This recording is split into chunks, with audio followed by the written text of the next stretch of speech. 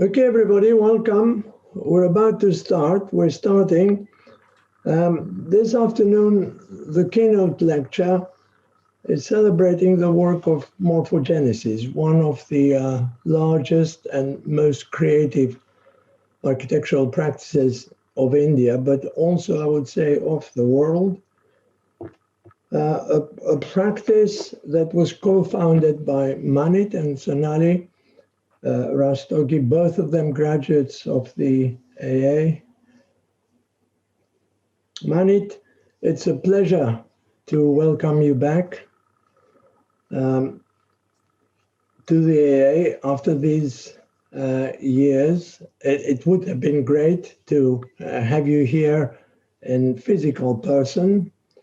We'll do it, but at least we have you in digital presence, and we look forward. I'm especially interested to see what you have been bringing under your copyrighted design process. S.O.U.L, sustainable, optimized, unique, and livable. Ladies and gentlemen, Manit Rastogi. Thank you, Siva. It's great to be. It's great to be on the same platform with you. It's been a long time, but it's been an incredible time, and it's just ironic that when the world is seeing one of its worst acts of pandemics, at least for in my lifetime, it's when we share this opportunity, and I think this is where sustainability, sustainable design, resilience has shown that it is why it is so important for this world to take it in its mainstream and to be really concerned about how we think about our future and what has happened in the last 9 months or a year. So thank you, Simos. And for those of you who don't know, I was a student at the AA. I studied under Simos, and Simos is sort of, I guess he's the godfather of sustainable design. He's sort of done this for a long time. So it gives me great pleasure to show some of the work of our firm. A lot of it is, of course, heavily influenced by that thinking and that time that I spent in England and at the AA. So without much ado, I'll get straight into my presentation. Let me see if I can do this. Okay. Right, so as Simos mentioned, my presentation today is about building resilience. And till about a year back, we used to call it building sustainability. And I think we sort of looked at not changing sustainability, but increasing the scope of sustainability to encompass many other factors which we used to think about, but didn't sort of analyze with the rigor that we were analyzing our buildings in terms of sustainable design. So, when I came back from the A, this was about now 25 years, and nothing really. India is one of the largest populations in the world, next to China. It's about 1.4 billion people, but urban India has all the sort of issues that large emerging nations have. It has water issues in our cities. Our cities are running short of water, but I think that's not only an Indian scenario now, that will be a global scenario. Climate change has affected India tremendously. We've had some of the worst weather patterns in the last year or so. We've had issues with energy. We've had issues with pollution. And some of this led to a lot of our early thinking why we would pursue the whole sort of genre of sustainable design and see if architecture, if buildings, the whole built environment can help resolve what our politicians and what our cities over the years have not been able to do. So very early on, we sort of looked at what's really the issue with energy. And we did this study about a couple of decades back. At that time, India's population was 1.2 billion, and now it's about 1.4 billion. And just very broadly speaking, in terms of the fact that India has a daily solar radiation, which is on an average 5.5 kilowatt hours per square meter of the country's mass. we only really need 0.003% of this land mass if we were to just drive our entire energy by solar. It's actually nothing. It's it's only 2% of the wasteland, the deserts of India, is all that we would need to drive all the energy, not for today's requirement, for what is projected for 2050. And we started thinking about the fact that what really is the issue then? Why? And then the second part was water. And if you just look at the annual rainfall, I know this is very macro level data, but it laid the context of what we would do at a micro level, given the fact that energy wasn't a problem, but it is. Water isn't a problem. 2% of the rainfall in India, if harvested, would suffice 150 liters a person, for 1.4 billion people. And so what are we really doing? And we were sort of, looking at our cities, and we were looking at our buildings, and we had developed this sort of system where our buildings would consume energy and they would consume water and they would generate waste, and it was a one-way flow. And we began thinking of how we can short circuit that. How can we begin to look at our architecture where it can go off grid? If we were to assume there was no energy and there was no water, how can we begin to go and design architecture that would allow us to do that? And then this came along, and this was now last year, the world's largest mass migration. 139 million, 140 million migrant workers were displaced in this pandemic because India is largely a country where migration is critical. And these images drove us crazy. The world hasn't seen something like this before. And most of these people most of these migrants are essentially people working on mine sites. A lot of them are construction workers. A lot of them are working in industries, are working in buildings, are working to service urban India. And that's when we began to think also about the fact that we need to expand the scope of sustainability or sustainable environmental design as we understood it for the last 25 years, to begin to affect all the stakeholders, not only the building, because in a sense, we can save the planet by saving energy, but that's not the problem. The problem really is the people. And how do we begin to bring sustainability and hence resilience to a much larger population, all the stakeholders involved in the building process? And we began to map out, and this was early last year, all the hotspots of migration. So my presentation today is going to sort of overlap in two parts. One part, of course, is going to be what we think about in terms of sustainability and how we tackle that.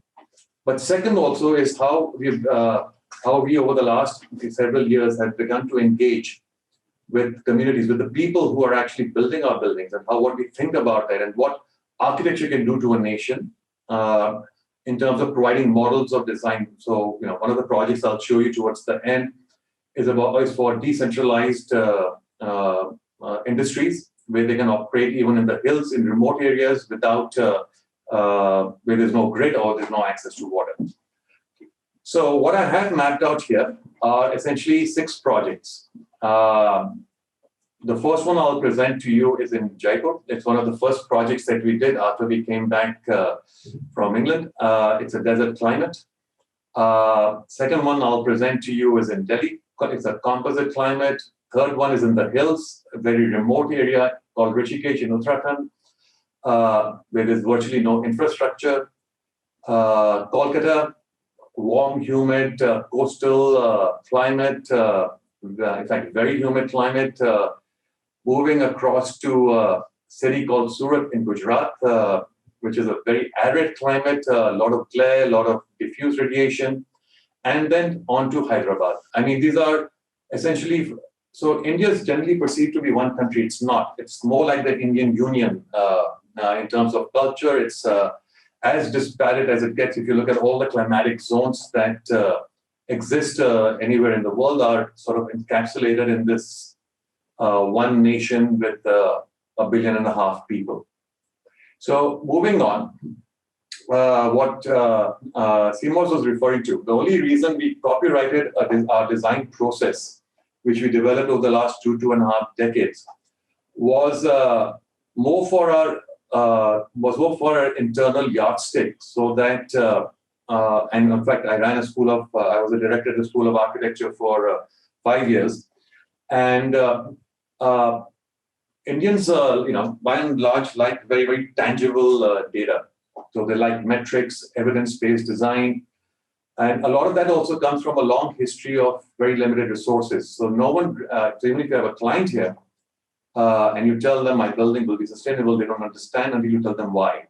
So what you see on the top here is through this process of sustainability, where our main aim has been to push our projects to net zero energy, net zero water, fresh water, and net zero waste to landfill. Optimization has been mostly about how do you build less, how do you do a lot more with a lot less. And typically speaking, a typical RCC building weighs 1,500 kgs per square meter. And if one person in an office building occupies 10 square meters, that's about 15 tons of material traveling to provide shelter to one person in an office. And if you take a residence, it's much higher. And our argument has been, therefore, that the lesser you build, the more sustainable you are. So optimization is a strategy and a set of metrics that we have developed where we try and build less. And essentially, that's about removing embodied energy, and that's about reducing CO2 emissions from how you build something. Uniqueness is about, again, a set of metrics which looks at tradition, heritage, and culture. And that third philosophy and third arm grows from the fact that across India, given the fact that price points of construction are extremely frugal, everything started looking the same. It didn't matter whether you were in a cold climate, in a temperate climate, in a hot climate, in a warm, humid climate. But by and large, most buildings and everything started looking the same. And that's because they were adopting processes of construction and design that allowed for that to happen. And we found ways of digging into the past to find ways to build the future. And that's where we sort of got the unique. And livability was essentially about engaging not only the client and the end user of our buildings, but trying to engage the people who built that building, the communities, the local craft, the local craftsmen, and see how we can sort of build that relationship. Because architecture can have wide-ranging effects. I mean, typically speaking, there are about 400 sub-industries attached to the building industry. And if you begin to think about it as a far larger ecosystem, then it's not really about that one building that we built that has great performance and energy. It's actually about 400 other sub-industries with thousands of people that get affected. So we've been tracking our metrics for the last 2.5 decades of practice. And all the projects that we've built, we have got about 560,000 people who either live or work or study or play or shop in them. We've built about 50 million square feet. That's about 5 million square meters. Now, when we talk about energy saved, CO2 emission, and fresh water, this is all benchmarked to the ECBC, the Energy Conservation Building Code of India, which is like a green building standard. And based on that, those standards, all our buildings are under post-occupancy evaluation. And we keep a track of those numbers, of what these buildings are achieving today. But that's over 2.5 decades. So I'll start with the first project. And this project dates back about nearly a decade or so. It's called the Pearl Academy. It sits in Jaipur. Jaipur is in Rajasthan, and it sits in a desert climate. There were many challenges to this project. The first, of course, was the fact that cost. Now, I'm sure a lot of people here don't know, may not be familiar with cost of construction, but this project was built at $200 a square meter with all interiors and all the energy infrastructure, everything all told, which was virtually impossible in that time. And of course, a climate like Jaipur, which goes up to 48, 49 degrees Celsius in the summer, but can drop to close to zero in the nights in winter. And we began thinking about how we are sort of going to be able to build this building. And the first thing that came to our head was to throw out the air conditioning. because you throw out the air conditioning. Along with that, you reduce all the electrical equipment, but no more so, you reduce the fact that the power generation is also done locally. So you have these diesel generating sets that generate that power, and you get rid of that as well. And we studied a lot of the traditional architecture. We used computational models to understand how do step wells work, why are they cooler in at the bottom than the top. We understood evaporative cooling, jalis, ventilation, shading, and we then studied the local geology. A lot of this, I may repeat, was being driven by the fact that if this building had to be built at that cost, then what could we do? So we mapped out a 200-kilometer radius. We said every material that we will use will come from that, because transportation costs are extremely heavy.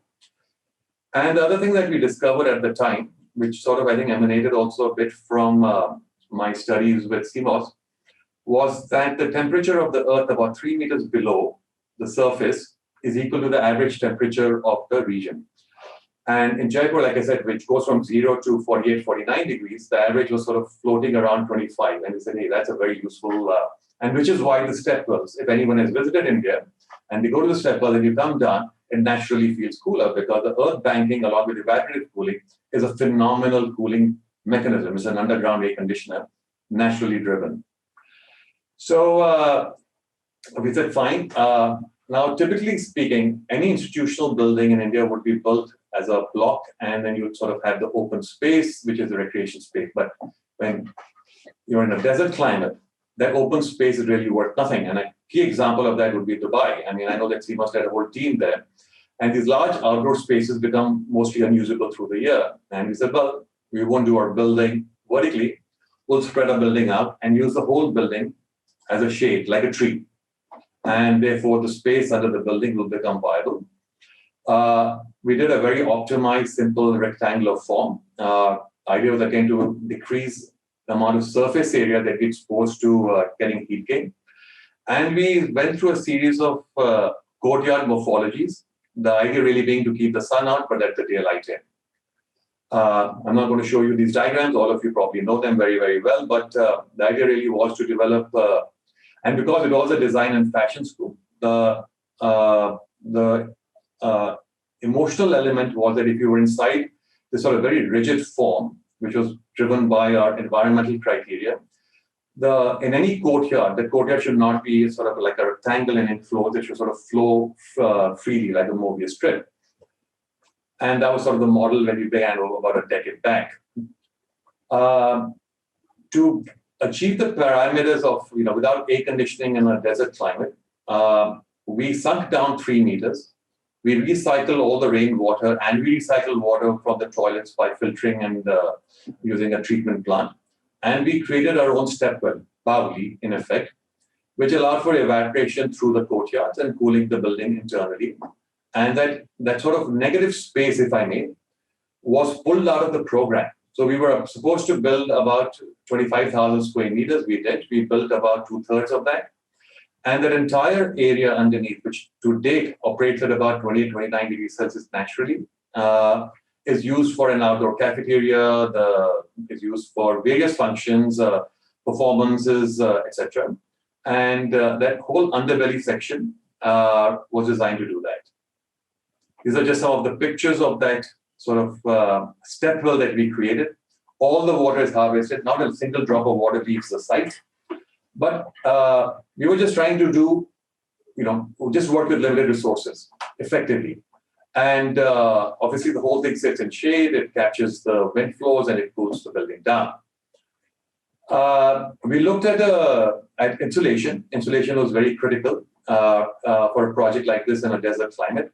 And there was a local community that made pots. We couldn't afford the sort of very expensive 50 mil glass wool or rock wool insulation. And we thought that pots, which were used traditionally, would make for great insulation, because air is a great insulator. And we use these inverted pots with a layer of screed on the top, and we use that for insulation. The pots were made on site by this local potter community. For the external skin, we kept our window-to-wall ratios very, very optimized. We're at about I think 20 or 25%, providing adequate daylight. And we created this buffer space, which is essentially a service space and a screen. And the screen is made from, again, a set of local community who make cement concrete jalis on a very simple system. And we ran all our services on the outside. So the screen allowed for the fact that the entire windows go blinds free, and the design of the screen changes based on the orientation. And all the services are openly accessible. The sprinklers run here. We use the sprinklers as a facade cleaning system, because once a month they are supposed to test and flush it. So that sort of cleans that up. And that's the building when it was finished about a decade back. So all the materials are still on everything here was from within a 200-kilometer radius. We did achieve the price point.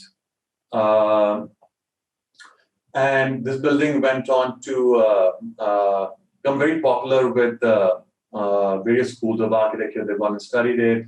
We've had students from various programs in masters programs studying sustainable design, recording temperatures and seeing that. And for the last decade or so, it is sort of consistently in the summers, when external temperatures have hit 47, it's hit 29 degrees inside without air conditioning. It runs on an energy performance index of about 25 to date. Very simply, we get the bill that just divided out. And whilst it was being built, it gave a certain level of employment to the local community. And that gave us a lot of inspiration. And we thought that, if it was possible to get an 18 degrees delta by passive design, and it was possible to create something in these sort of kind of price points pushed by the adversity of price, then what is it that we could do as we moved on? And that's when we started sort of putting more formal metrics. And which is why I'll jump to a very different kind of building, which is the British School, which is in Delhi. That's a composite climate. And here, budget was not an issue. And our brief was, to begin with, because it was the British School, was that they wanted it to be centrally air conditioned. All British schools pretty much all across the world are either centrally heated or centrally air conditioned. And we argued the fact that if we can begin to achieve as much as we can, naturally, then we will do so. And this project is about, I think, 6 or 7 years ago. And we then spoke to the clients, which was essentially the High Commissioner and the board. And we said that, why don't we look at this 5-acre site and generate, try and do India's first net zero energy, net zero water, net zero landfill, waste to landfill kind of building. And I said, fine, let's give it a shot. And so we did the math on the water, and from the 5 acres of land that we had, I'm not going to go through the calculations, but we could support a population of about 1,300 students. And we said, we'll do this in reverse. We said, so the notion of carrying capacity comes from the fact that what the land can afford in terms of water and energy is all that we will build. And 1,300 students work very well for them. Now the problem with a city like Delhi is all our rain is concentrated in 3 months. You can't store that much water for the rest of the year. So what you do is you dig down and you find an aquifer that's pure, and you use that as an underground tank, and you use that as an exchange. So you put water back into it and you pull it out of it. And over the year, you go net zero on water for 1,300 people. We took the same 1,300 people, and then we went about building out how much, because we needed to build about 20,000 square meters for fitting out an IB school. And we were trying to work out what is the correct ratio of rooftop solar to number of levels that we would need to be able to get to net zero, and therefore what would be the target EPI that we need to achieve. And after a lot of to and fro, we came to a 4-story building with a target energy performance index of 56 kilowatt hours per square meter a year. Now that number would by necessity drive a lot of passive design, where a lot of the heat loads and a lot of the lighting loads would need to disappear. And that's when we would be able to be net zero on water, net zero on energy. And again, we looked at a lot of, in Delhi, there's a very old city called Shahjahanabad. We looked at how those morphologies work, how some of the earth banking worked. The other also key area was safety and security. And because we were propagating the idea of having open corridors and we were not doubly loaded and had them air conditioned, the issue of security, CCTV cameras, and we came up with this idea. We didn't come up. We studied this idea of eyes everywhere. And if you look at any old vernacular evolution of any city anywhere in the world, where there was, in those days when there was no police several hundred years back or CCTV cameras, the cities were designed in a way that there were eyes everywhere. And that really was a security. So a combination of the two factors, we began to look at morphologies where we would be able to get eyes everywhere, step terraces, shaded courts, and we sort of landed up with this sort of model with a rooftop area sufficient to make this into a net zero energy project. Some other small things that we did, we put the labs on the top because the labs are constantly mechanically ventilated because of the fumes, and that automatically creates a buffer for everything underneath. We created natural voids for the wind flows to allow for the courtyards to function properly. And because of the orientation of the site, where we had pushed that form again from like we done earlier, we began to look at the Jali formation. Most of our teaching areas were on the northeast and the northwest, while the southwest was essentially a large screen just shading out the courtyards. A lot of this was built on site, so we came up with a sort of construction methodology of, again, full windows and having a secondary screen. The screen, of course, varies its opacity and density based on what's behind it and what orientation it works to. And yes, and that's sort of now the completed building. We did a lot of modeling for, so we had the classroom, and that was built, that was done perfectly. But to us, what was more important was to be able to create enough open spaces within which would be comfortable through the year. And we were targeting a delta of about 8 to 10 degrees in perceptible temperature in the outdoor areas in the school as compared to the external temperature. And then here's that project. So that's the front screen that shades off the southwest and sort of creates a full microclimate behind.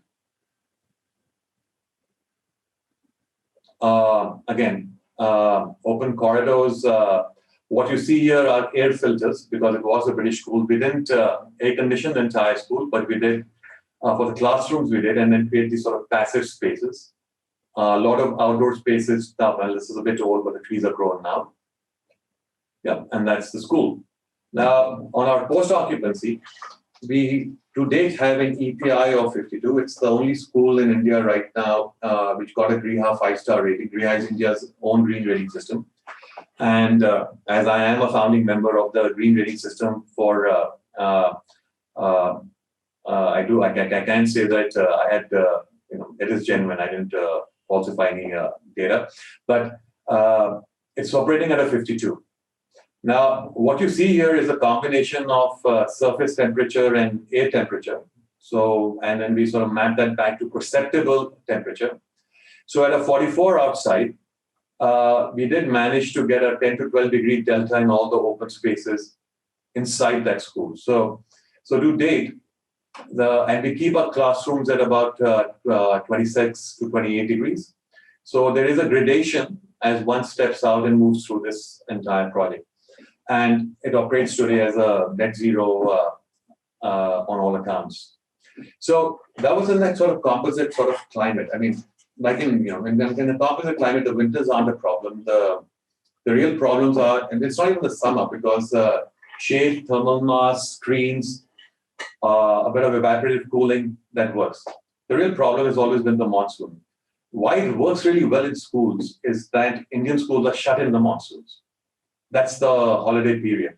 And that sort of works really, really well, which doesn't in other kinds of typologies like offices or residential and which sort of brings me to this third one.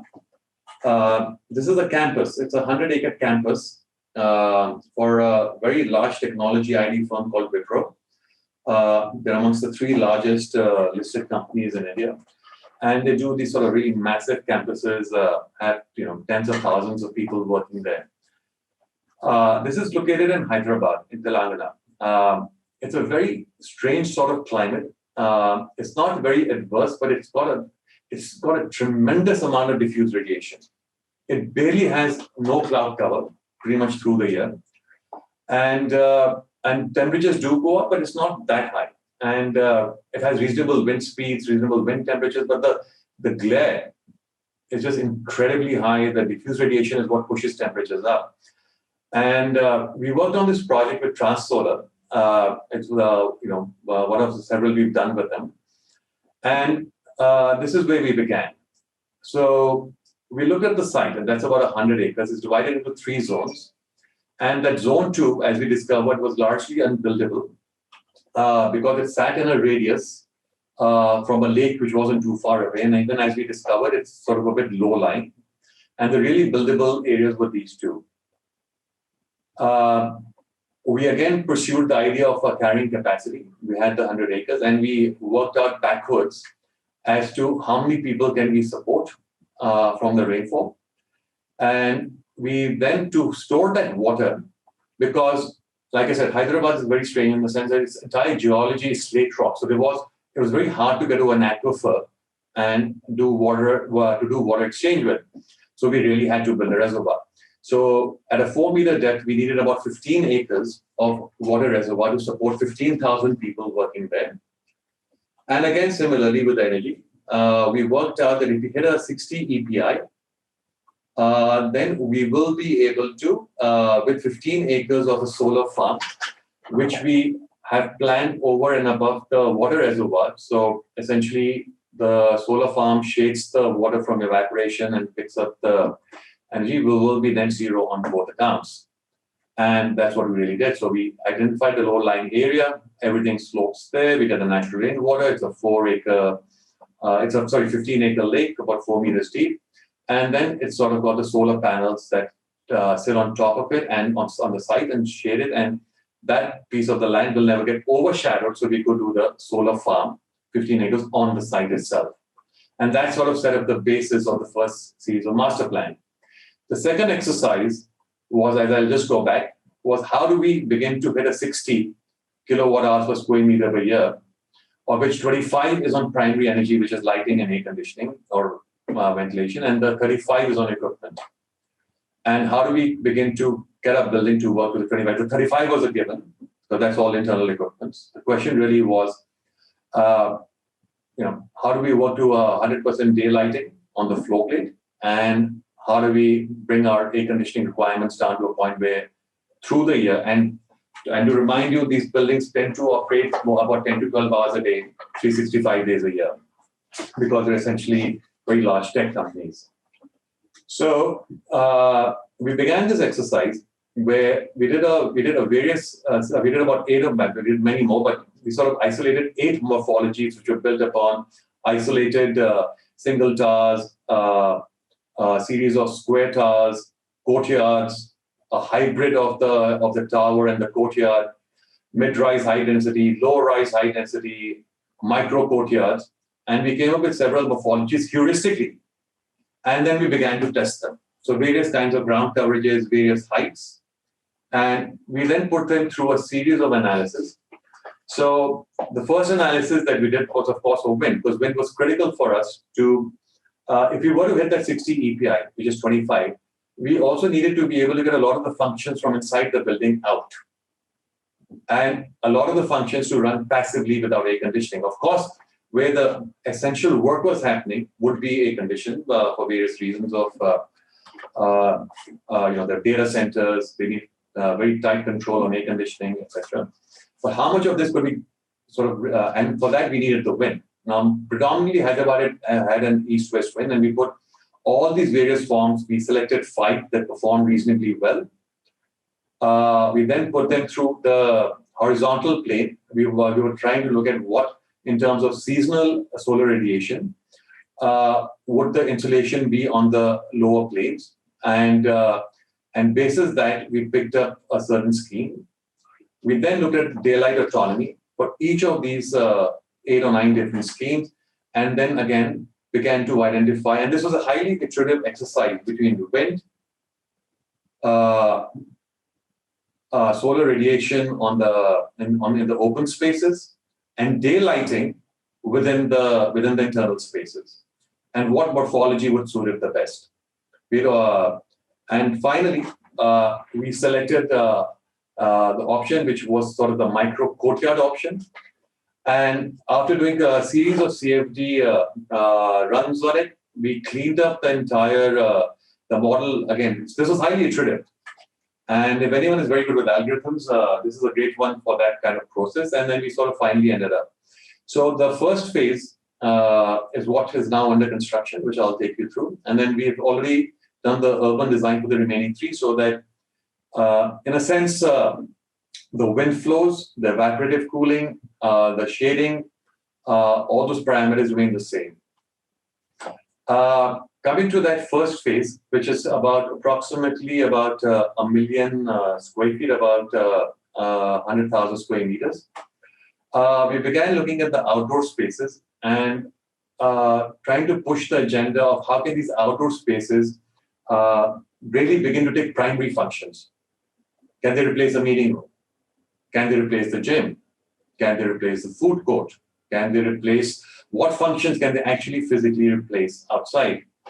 And we went through a series of analysis, looking at a combination of having no roof, no fans, no dry misting, and having only a roof, like a lightweight tensile roof, a combination of roofs and fans, plus dry misting. And we then did a cross analysis of the fact that what would be the financial savings vis-a-vis these spaces sat inside air-conditioned spaces. And that sort of led to this design, which I call a large desert cooler, very traditional large, desert cooler is essentially what used to be there before air conditioners, a box with a fan, and you had these this sort of hay on the side where water ran down, cooled it and shoved it through. And so the entire plane, which sort of sits on an elevated podium, was designed for those wind flows and those outdoor spaces. And we worked with SBP. We got this sort of height with this sort of tensile roof in combination with Transolar and us, and we sort of got this entire outdoor space working in a way that it is comfortable through the year. So it's comfortable for rain, it's comfortable for the summer, it's comfortable for the winter. And by and large, this entire outdoor space now takes on primary functions. I won't spend too much time on the indoor spaces. We went through a similar exercise of looking at various kinds of mechanisms of how can we remove as much air conditioning from the inside, whether it's underfloor, with heat recovery, hybrids, low velocity fans, and came to an optimal solution. Again, a lot of this is very cost-based, but it's also but it's a combination of sustainability and cost. And of course, settling for the fact that our client agreed to an internal temperature of 28 degrees, which is very useful because, and it's actually correct, because external temperatures can go up to 38 to 40 degrees, and working out the whole system based around that. So when we finished the design, 56% of the area was in under air-conditioned space, but consuming about less than half the air conditioning. So typically speaking, in this region, a building would consume 250 square foot for 1 ton of air conditioning. This project is operating at about 650 square feet per 1 ton of air conditioning. So even though 56% of the spaces are air conditioned, they're consuming less than half. About 35% have been moved to natural ventilation. Now, when I say natural ventilation, and I say the third piece, which is shaded outdoor, all of these are achieving thermal comfort conditions through the year. Greater than 90% of thermal conditions through the year. So not only did we manage to get about 10% of that area outside, which is about nearly 10,000 square meters. So cafeteria, gym, recreation, library is in that outdoor shaded space that I was showing you. We have outdoor meeting rooms, which were removed from the inside area, and of course the rival plaza. And in the naturally vented spaces, we have various other functions. So effectively, only half the building is air conditioning.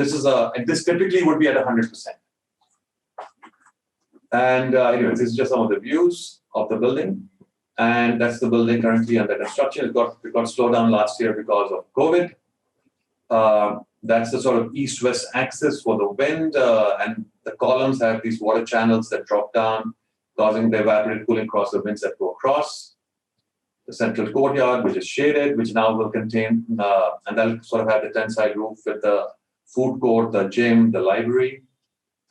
And even at this scale, I mean, a grade A office building, operating at a net zero on all three accounts. But more importantly, was the fact that we could do this. We could break that, mindset that office buildings can actually, at this level of density, there are 15,000 people who are going to work here by the end of this year. And of course, I won't get into the details and the metrics, but we broke a lot of ground here. I mean, of course, between our envelope design, our energy performance, we are at about 35, under 35. We wanted to be at 25. We didn't hit 25, but we're at about 30 right now. And fresh water demand, we are at under 50% of that. We went to the point that where even the structural design was defined in terms of how much steel and how much concrete is going in and how can we optimize to save CO2 emissions in embodied energy. But it did work, and it's about to get completed. So anyways, post-occupancy will tell us, but that's where we were. I'm going to shoot across. I'll just do another, I might probably be out of time already. I don't know how much time do I have left? Do I have 10, 15 minutes? Yes, of course. Okay, so dramatically different project. I mean, this sits in Kolkata, which is the extreme sort of the extreme east of India. It's got a warm, humid climate, extremely humid, and temperatures don't change very much through the year. It's very close to the sea, but it's also in some senses, the cradle of civilization. A lot of the first universities, the first art, knowledge, culture, music, a lot of that was born in this part of the world, in this city particularly, and we began looking at the site. Now I think the total area here is about 3 million square feet, if I'm not wrong. Yeah, about 300,000 square meters, and it's a 17-acre site. Now we did the math on this. We couldn't push this one to a net zero because, like I mentioned earlier, any environment that is high humid, the city maintains a greater than 70% humidity pretty much through the year, and therefore in a mixed-use environment consisting of offices, hotel, conferencing, data centers, etc., the air conditioning was inevitable. However, what we started thinking about was what could we do in terms of the entire site, and therefore we set up a site plan where we could maximize the wind flows through the site. And all the buildings, what we did here was because Calcutta sits on a 22 degrees latitude, which is pretty much the tropics, but we tilted the buildings 22 degrees to pure north. And what that allowed us to do was essentially shade from one side. Because when the sun overshoots, you end up shading from two sides, and it led to a 25% reduction in solar exposure. We found this this very interesting. But every time you tilt a building towards the east from pure north, by the latitude the building sits at, it actually helps cut down it helps cut down solar exposure naturally, which helped reduce the amount of shading we had to put into the building in the first place. Then once we sort of had that sort of east-west axis, and we left a lot of cross-axes as well, because we wanted a lot of natural ventilation.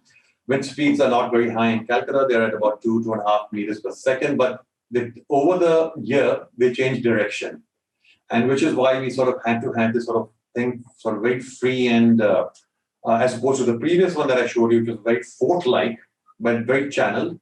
This had to be sort of very open and transparent. I'm going to go to the landscape design of how that sort of works with the wind flows. The second problem that we had was a lot of this was very large flow plates, 40, 50,000 square feet flow plates. And by and large, what happened to large flow plates traditionally in these kind of is that you get these sort of very deep 60 by 60 or 50 by 75 meter deep flow plates, and your daylighting drops to on a CDA or if you're doing daylight autonomy, or it drops to anywhere between 40 to 50%. And we took the same area and we changed the morphology of the building so that we could push that back to about 90 to 100%. And I mean, the point really about that is the fact that you don't really have to work with the form, which is a given. But if you go iterative, the same exercise allowed us to break this up into where we put our core and how the form sort of breaks up where we get 100% natural daylighting. So that was the sort of the final piece of design when we finished up, I think, about 2.5, 3 years back. It's been in construction ever since. So we then began to look at the fact that now that we had a microclimate on the site, as you can see, this all reasonably well shaded, it's well ventilated. We now started working with a lot of the local craftsmen. And that sort of goes to my earlier point about, how do we work with local communities? And we found a lot of this sort of tradition, art, knowledge, culture, and we brought that back. So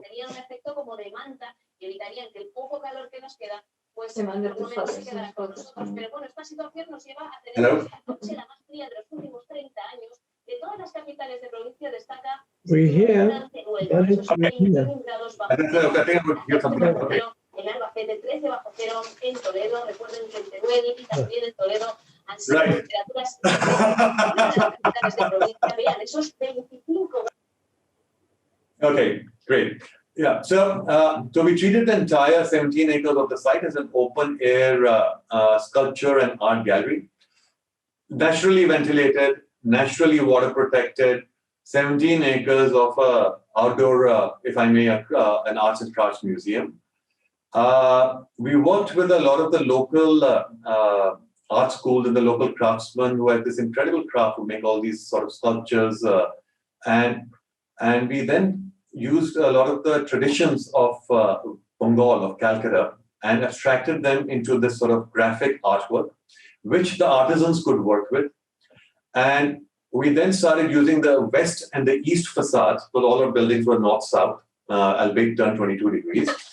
And started working with them into sort of creating this urban art form, where it provided great amounts of insulation because they were just carving local stone, and we were working with that. And of course, working with the local alphabet, and again working with the stone, and coming up with this sort of 500 meter by about 100 meter long urban art facade. This is all west, and a lot of this sort of being crafted by local craftsmen. And again, on the other side, on the east as well. So that's the project again under construction, where a lot of this again is being done on site. And this we've done sort of as a very, very deliberate move in terms of trying to, these are dying communities. Craft communities are dying communities. And I think the more we work with them, the more we learn from them. They seem to have a better heuristic understanding of what we understand computationally. And this entire sort of 500 meter by 100 meter high urban facade is being put up by these local craftsmen, and eventually sort of leading to that on completion. So we managed to get in a very, very humid environment. We got an EPI of 43 by a lot of these measures. So we are 90% daylit, zero glare, which is critical because what you really don't want to do is draw the blinds if you get the glare and then switch the lights on and it all goes south. So glare-free, 90% daylit, window-to-wall ratio at 25%. Our facade is at 1 watt per square foot, envelope load design. And of course, the entire site is fully ventilated. Then that's how we sort of managed to hit the 43 degrees. And even in a humid environment, we've got a 5-degree delta in perceptible temperature. So at a 36 degrees to a 31 with ventilation, it works really well, even when you went stand there on the site, even today. And I think I'm going to sort of, in the interest of time, I'm going to do this last one. It's a precious project. We finished this, and it's precious because it was done during the COVID times. It just finished recently, a few months back. And this was a project that came to us about a year and a half back, pre-COVID. And it sits in a remote area in the hills in Uttarakhand. I'm just very quickly going to go to a picture. That's the site. There is no power cable. There are no drains. There is no water. There's water, but there's no water supply and a lot of the community that lives here actually makes this product.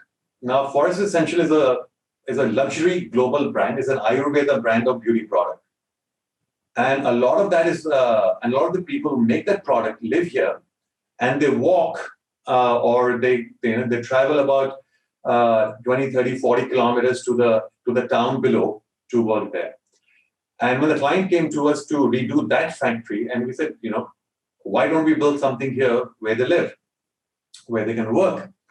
And they said, but no infra. And our site is actually down there. And this is sort of very broken road. And we didn't have a road leading to where they had the piece of land. And we went there and pre-COVID, and we looked at the community, we looked at all the local materials, we looked at how they live, and we found a very high level of resilience. And in that 1 kilometer radius from that site, we found about 800 people. There were about 150 hutments. And we said, fine, we're going to build this here. And we had a great client who agreed. And of course, it had to be completely off-grid. But also because we didn't want to get no material could come here. There was no road bringing trucks of material up here. So we built with very, very simple form. A lot of it was driven by what local materials we had. Courtyard, south-facing for the solar panels, and then a secondary terrace for drying some of the Ayurveda stuff. Naturally ventilated, all driven, good passive principles of design. Nothing very, very innovative, but easily buildable. Of course, we did a lot of studies pushing down the window-to-wall ratios. Glass was the one material that we had to get from a remote town. And we went through a series of exercises from the base case, which was the vernacular, and the fact that we were going to put a production factory making these Ayurveda luxury products that exported to New York and London and Paris and are in shops on the high street. And essentially, that was a sort of finished section where, because of course it gets very cold in the winters, it's high in the hills, it's warm in the summer, and we sort of managed to get through the year a reasonable level of humidity and temperature control purely passively. More importantly, it was entirely built by the people who work here, by the community of people, and the architecture and the materials were all based around that. We learned a lot more about passive design from them, of how to handle this in winters and summers, how to harvest the water, reuse the water. And that's sort of the project sort of sitting sort of off-grid, isolated. Of course, it's net zero, it's energy positive now, but and it's energy positive and supplies some power to some of the hutments as well. That's the factory now in use. Low velocity fans, windows open, natural daylight. There's a community that's a project by the community, for the community, built by them, supplying a product to the global world. And that's setting up there. It's used as a school in the evening by the same community.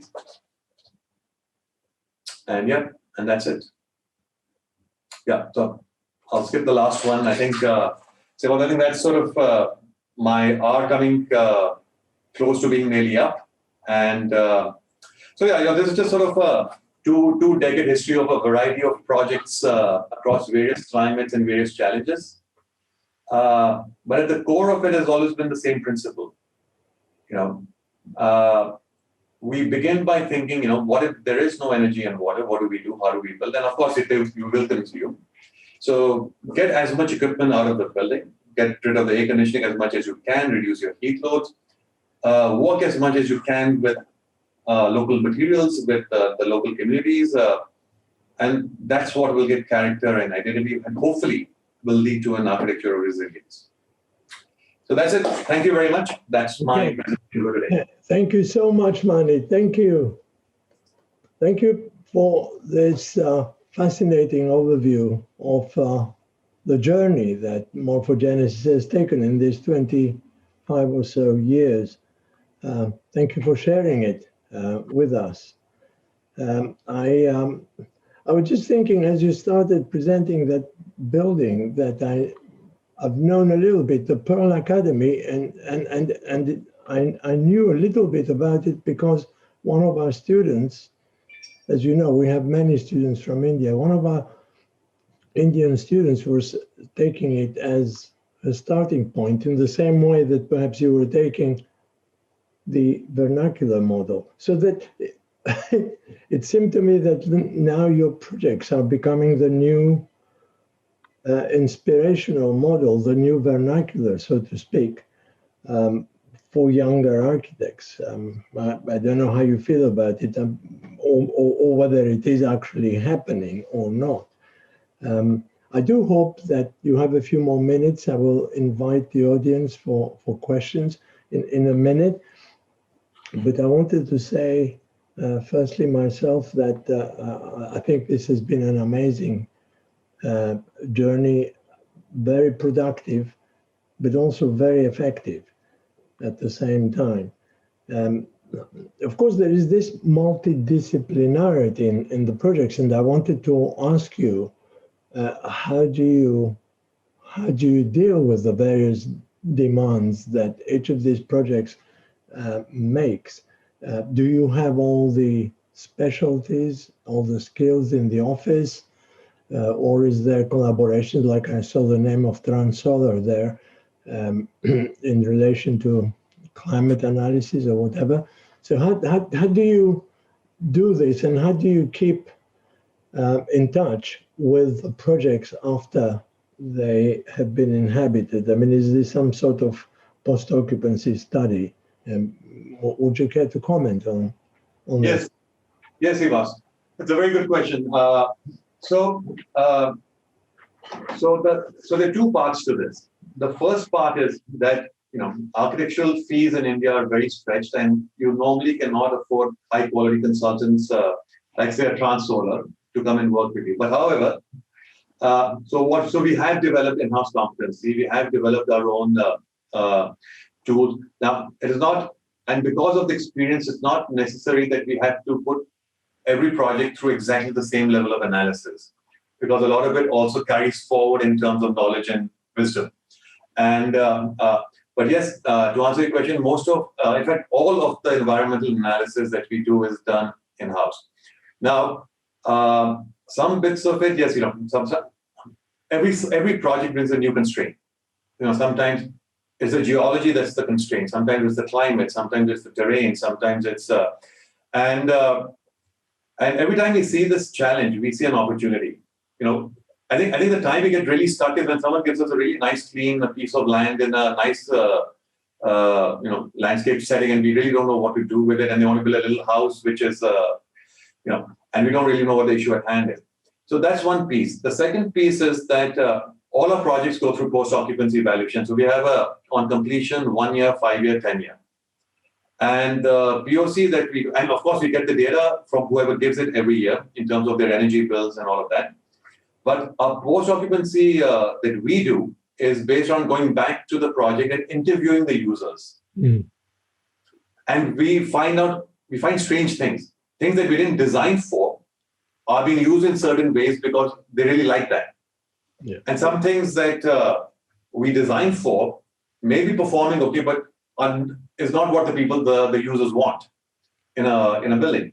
And we sort of have a feedback loop that then goes back, and we sort of have this knowledge management structure where what worked best, what didn't work, and we come back and we refine our models. But it's all done in-house. It's done by the architects of the firm, and that's it.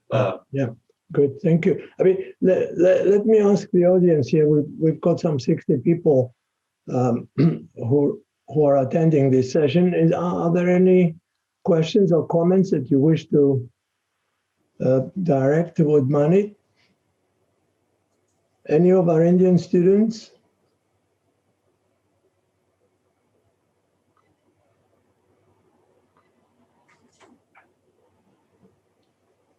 There's a question on the chat. Yeah. Miguel Fancy. Oops, where is it?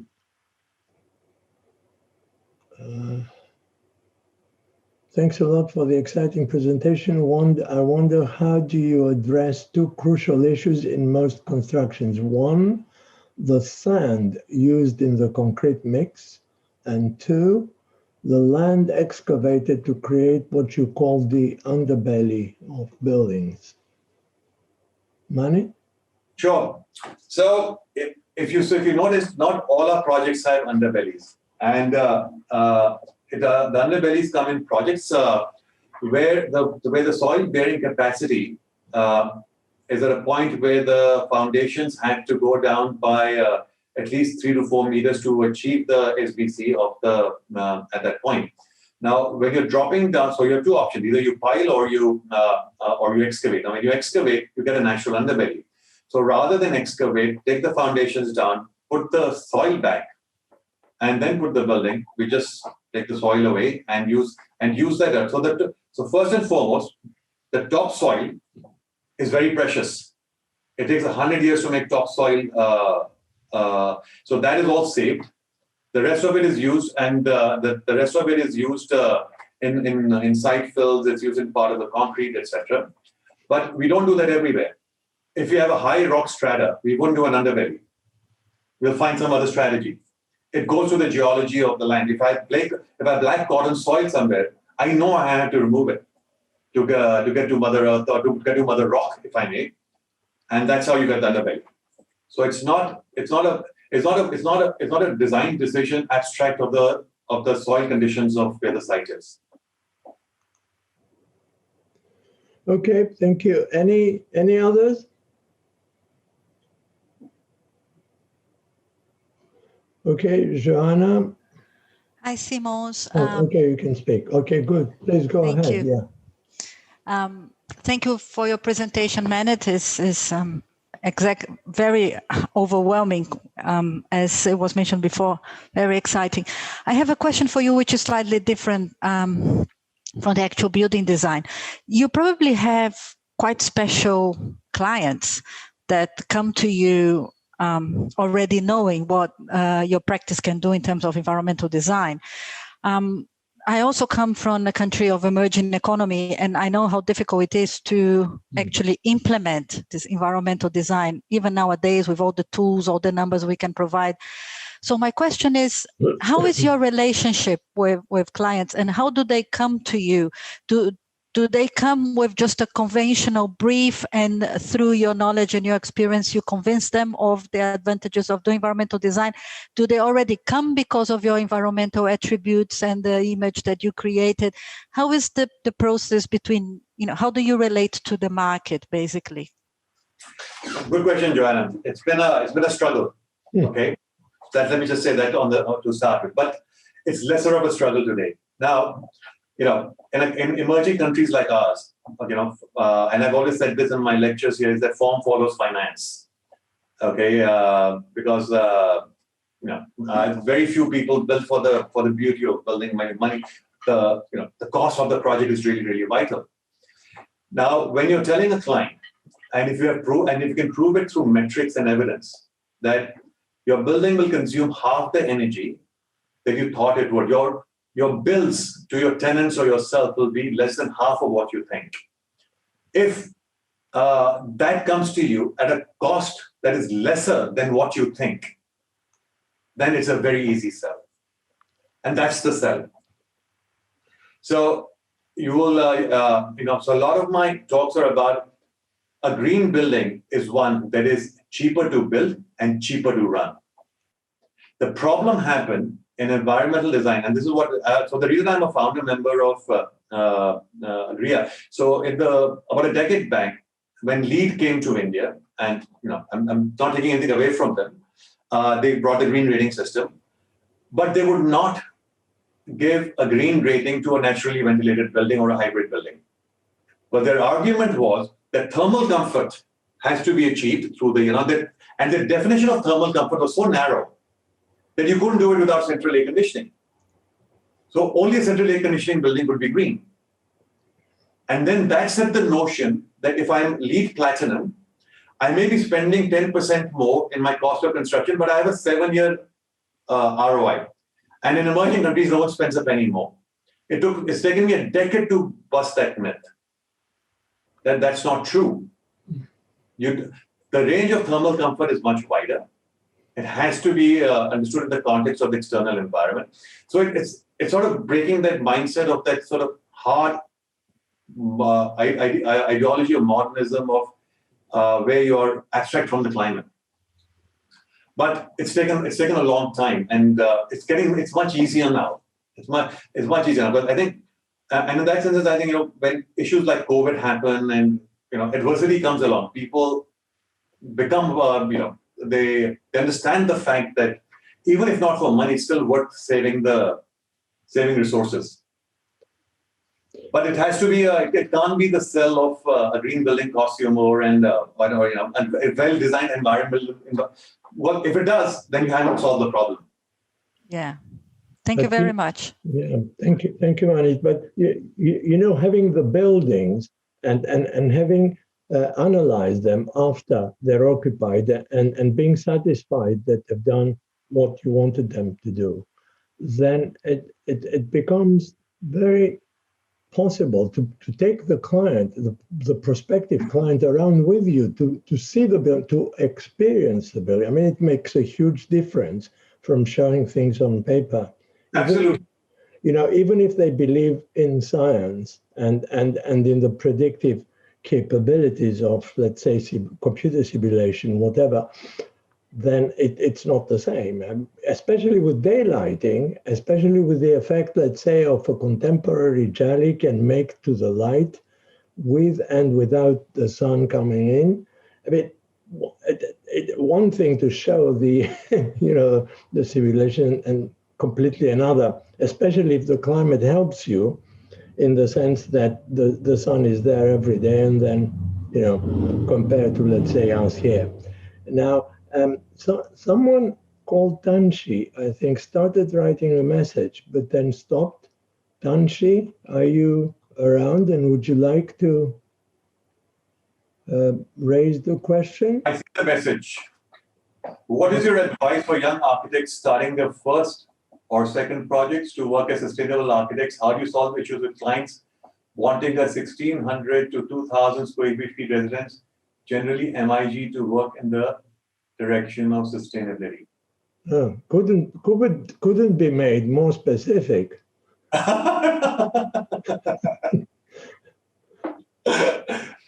Are you answering? Okay, I'll answer it. Tanshi, let me ask you. So what is the in my local dialect, I would say mudda kya hai? What is the issue? Okay, what is the problem you're trying to solve? Right? What is the problem of your client?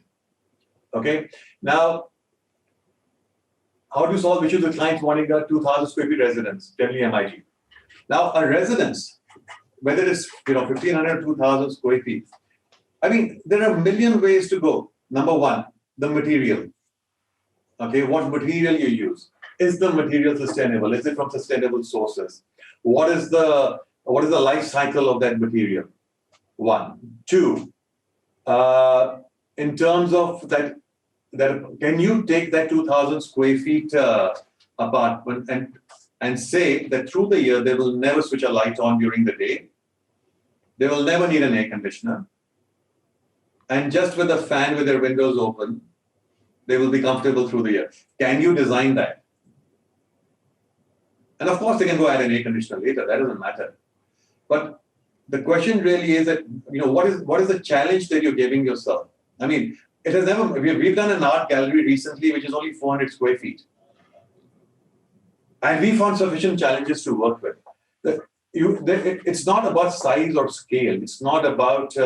It's really about what Just take that one thing and see if you can, because architecture is about building small wins over a long period of time. It's very rarely about one big win that'll happen and change your career. It's like accumulating very, very small wins and find your win in there, and every project has a possibility, even if it's designing a door, there's a win in that. So find your problem. Okay, so Manit, yet again, thank you so much for joining us today. My best regards to Sonali and the whole practice of morphogenesis, all 100 and something, I think, of you. And now that I'm trying to say goodbye, there is a message. There is a message from... Tarang, how has COVID affected design of your ongoing project, and what changes you think will be considered while designing in the near future because of COVID? Okay, I'm going to give you one quick example because then we are out of time. So there was this really large building that we're doing. In fact, it's the world's largest office building, single office building. It's about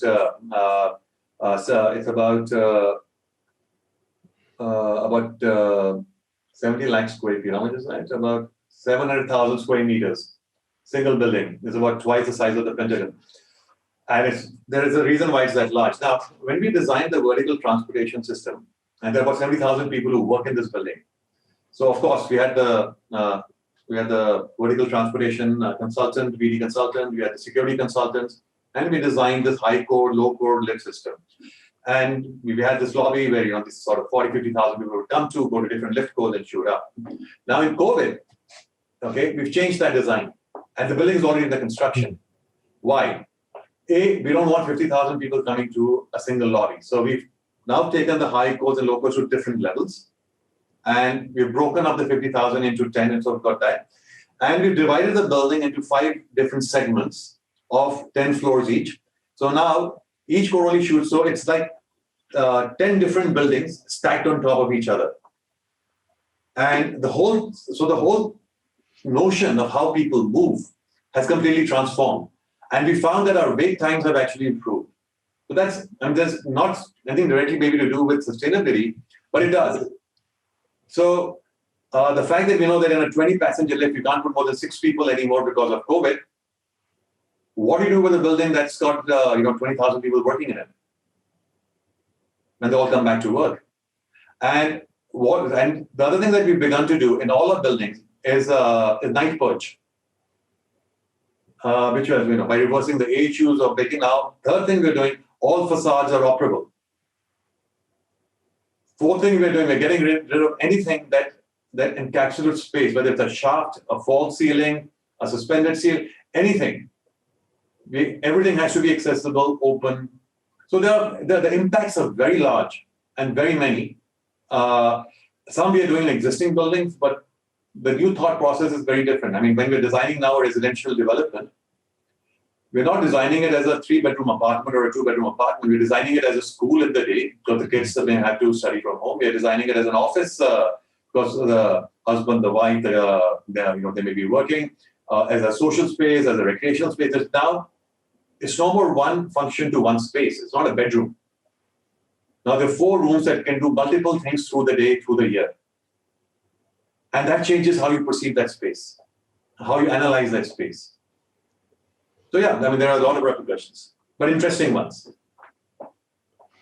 Okay, and on this note, thanks again, Manit, and thank you all for joining us this afternoon to this keynote lecture, and bye for now.